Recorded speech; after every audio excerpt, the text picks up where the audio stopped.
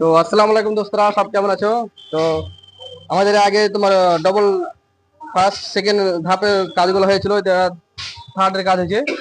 তো তোমাদের একটা জিনিস আছে, তো মার্কিং। তো মার্কিং পরে পরে আসছি।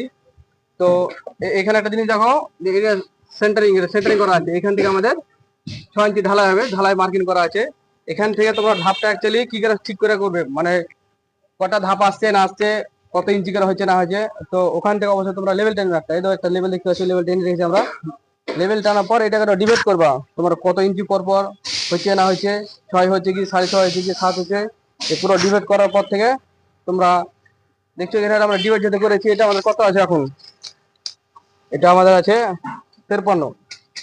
এদিকটা আছে 53, হাইটে 53, হাইটে 53। তো মানে এখানে তোমার 8টা ধাপ হয়েছে, 6.5 8টা, এটা দেখতে পেছো 8টা। এই সাইডে আমাদের এখানে কতটা আছে, যেটা সেন্টারিং হবে। আহ এখানে আছে আমার 7টা ধাপ, 10 ইঞ্চি আমরা 70। তো আমাদের প্রত্যেকটা ধাপ দেখতে এসে এখন সেন্টারিং করার আগে অবশ্যই আমরা ধাপটা মার্কিং করে নিলাম। মার্কিং করার উদ্দেশ্য একটাই, যে তোমরা সেন্টারিং হয়তো করলে, সেন্টারিং করার আগে ধাপ হয়তো মার্কিং করলে না, মার্কিং হয়তো না করার কারণ থেকে হয়তো এক একজন এক এক রকম করে সেন্টারিং হয়তো করলো, সেন্টারিং করে ঢালাই করে দিল, ঢালাই করার পর দেওয়া লোকে ধাপ গাঁথনি করার সময় ধাপ মিলছে না। ওই কারণ থেকে তো দেখতে পাচ্ছ আমাদের প্রত্যেকটা মার্কিং করা হয়েছে। হাইট আছে 6.5 আছে, আর হাইটে দেখতে পাচ্ছ 6.5, আর লম্বা আছে 10। তো এভাবে প্রত্যেকটা মার্কিং করার ধাপ সেন্টারিং করার আগে বা ঢালাই করার আগে অবশ্যই তোমরা এরকম মার্কিং করে নিবে। মার্কিং করার পর সেন্টারিং করবে, সেন্টারিং করার পর ধাপ ঢালবে।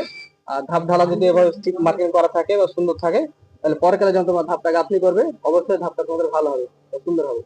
তো অবশ্যই তোমরা সব সেন্টারিং করার আগে অবশ্যই মার্কিংটা করে দিবে ধাপে, বিশেষ করে ধাপে। বিল্ডিং এর মেন কাজ হচ্ছে ধাপ, ধাপটা যদি ঠিক করে মিলাতে না পারো, বিল্ডিং এর শো নষ্ট হবে, সে বুঝতে পারছি সব।